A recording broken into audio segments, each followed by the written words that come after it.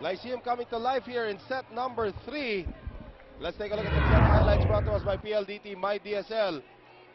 Lyceum talaga, makita mo yung coverage nila is all over the place. Yes. And then Tip Santrong coming to life here. Santrong, if at first you don't succeed, use the net. Use the net wisely. Use the net wisely. And looking at the comparative numbers between Tabafunda and Rhea de Maculangan. De Maculangan dominating the battle, 38% success sa kanyang pagset compared to only about 12% para dito kay Tabafunda. And that time, Ortiz able to get the point for UST. Maruja coming back in. Manatikla will come in to replace Michelle Carolino. And now, Angeli Tabaquero.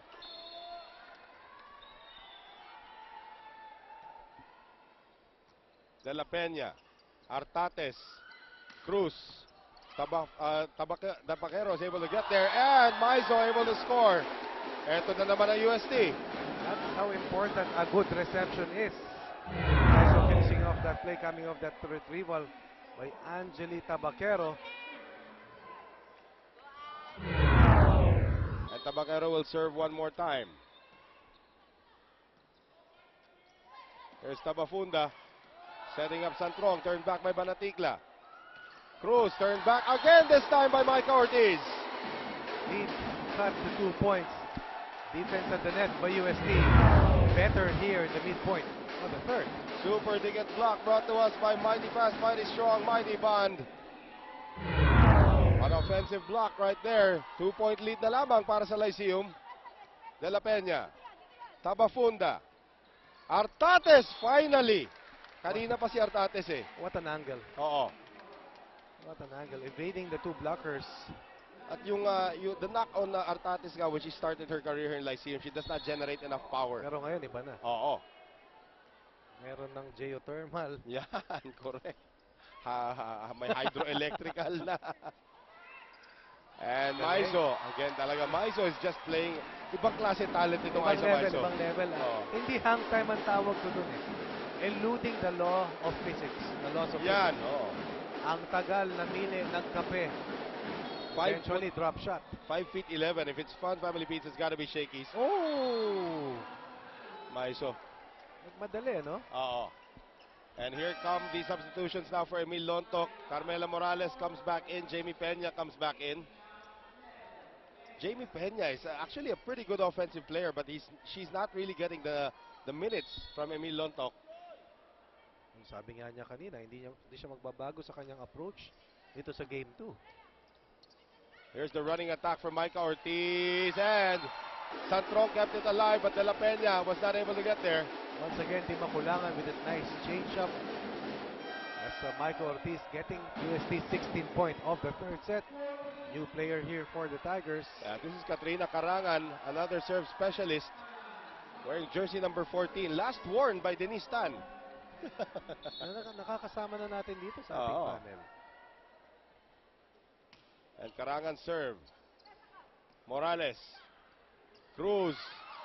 Nice dig there by Di Maculangan. Here's Maruja Banatikla, blocked out by Jamie Peña. That's an excellent set coming from Mary Jean Balse. Oo. Ang ganda ng setup niya for Maruja Banatikla. Karangan finding success in her first serve for the Tigers.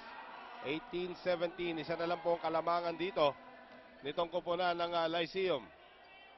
Morales. Cruz. Oh, that one danced on the net for a while. Ang ganda. Cases. Karangan. Di Maculangan. Maizo. Oh. Morales. Cases. Good read by Karangan. Yes. Either that was a good read or she really didn't go for the ball. 18 points apiece. Karangan celebrating her big decision there. Well, Emil Lontok needs to find out what happened to our lead. Hindi yung block mo lang. Eh, nakala sa kami, kakamayin mo lang ngayon. Yan lang, oh. Kaya kita pinasok dyan. Asamin ko lang yan. Block lang talaga. Bagong block yan, big block siya yan. Sayang, no? Lumalaki naman natin. Pinasok ko yan. Laki naman natin, oh. Ball. Joy. Tingnan mo, hindi yung kakantay mo. Diyan ka na, dito ka na pumalo, ha? Dito ka na pumalo, Joy, ha? Dito ka pumalo. Bakit, ha? Open ka. Open, ha? Pag hindi ko block, open, ha? Ibadrop na yan. All lang yan, all, ha? Okay, 1, Well, ito. should Lyceum lose, we will have a playoff game on Thursday. Isang laro na lang yun. Isang laro na lang yon to determine which team will face up against San Sebastian in the finals. So waiting na si Coach Roger Gorayev and company. San Sebastian in their 6th finals appearance. Nanalo na ng isang title yan dito sa ating Shakespeare. And ito ngayon, si Banatikla. Turned back there by Cases. Excellent defense. And Marua Banatikla favoring her left leg.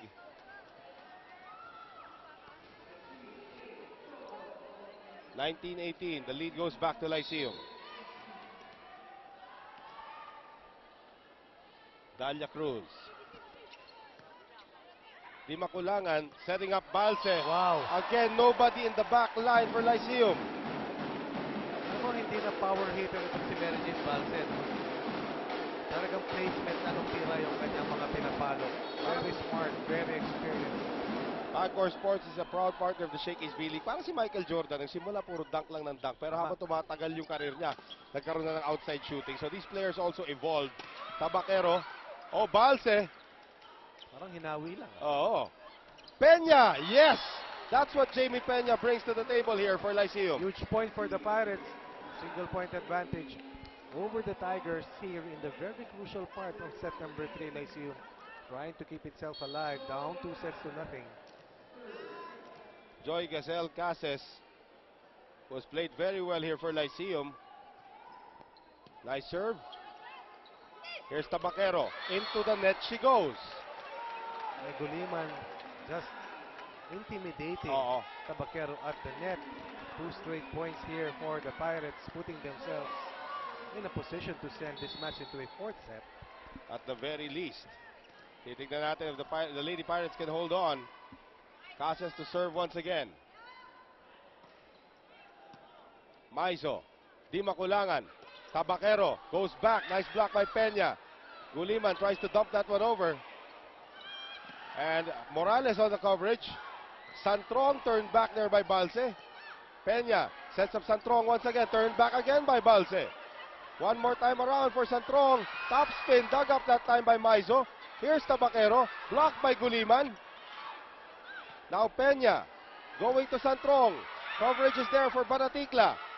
Balse dug up by Morales.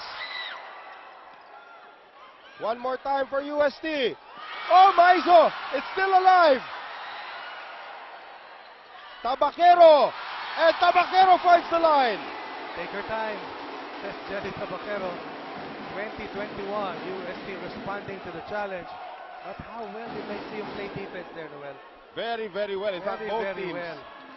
Tabafunda will come back in for Jamie Peña. And that will move Carmela Morales to a secondary libero position. So more floor defense now for Lyceum. Di Makulangan on the serve. Tabafunda. Out of position was Guliman. Tabakero off the block of Guliman. We are tied at 21. The champions, the reigning champions, playing a lot better here in the last part of the 3rd set. Looking for their 6th round, 3rd straight in the last 3 conferences. Di Makulangan trying to give them the lead. Tabafunda going to Santrong. Oh, Santrong finds it at the back and Banatikla was not there. Lyceum 3 points away from sending this match into a 4th set. Substitution here as Captain Artates checks back in for Carmela Morales. Tabafunda will now serve.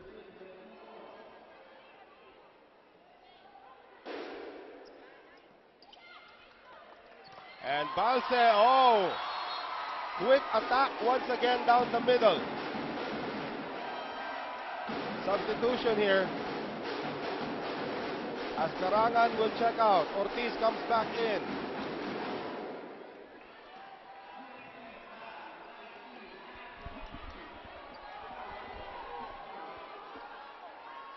And now, Balse to give them the lead.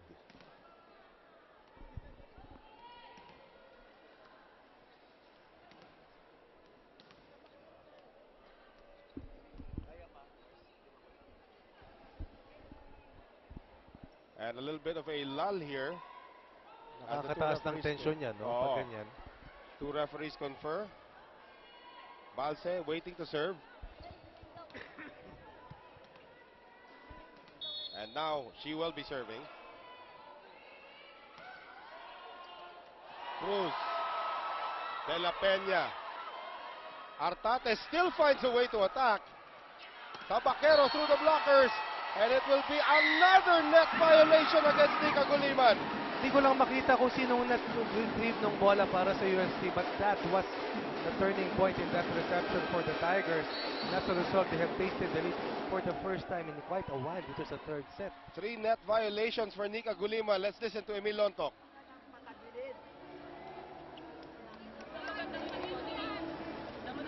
Kasi kung patagilid dyan, pag nasa harapan niya, tingnan, tumatas siya.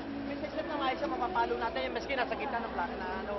Uy, patagilid. Hindi ako nagturo ng patagilid na receive. Pwede siya. Ang layo-layo pinanggalingan, ginanoon lang eh. Hinantayan yung lumagpas sa bola, bakit yun i-receive din sa side? O, isa lang yan ha. Guys, labas tayo. Ba't hindi kayo nagpalit kanina? Sabi niya po, wag to. Okay, sige, go. 1, 2, 3. Eh, sino team? Okay. Ba't di ka nagpaalam pupunta ka tindahan? Bakit nga naman? Sumagot ba? Hindi. 23 to 22. UST 2 points away from the match. And sending us to a rubber match on Thursday. Santrong kept alive. Artates. Maiso! My goodness, Di Maculangan has been so good finding the attacker for UST. Merijin Balse once again working hard on defense, retrieving that ball. What a big comeback by the Tigers. A point away from sending this series into a game number 3 on Thursday. And Balse. Bad reception. De La Peña keeps it alive. Tabafunda cannot. It is all over. We will have a game number 3 to determine the second finalist here in the Shakey's B-League as UST wins in straight sets. 25-22. Let's take a look at our shaky play right here. Merijin Balse, so many heroes for UST. Yes, absolutely. And eventually, yung familiarity with pressure, dealing with pressure, going in favor of UST. What a big comeback in the third, sweeping Lyceum here in game number 2.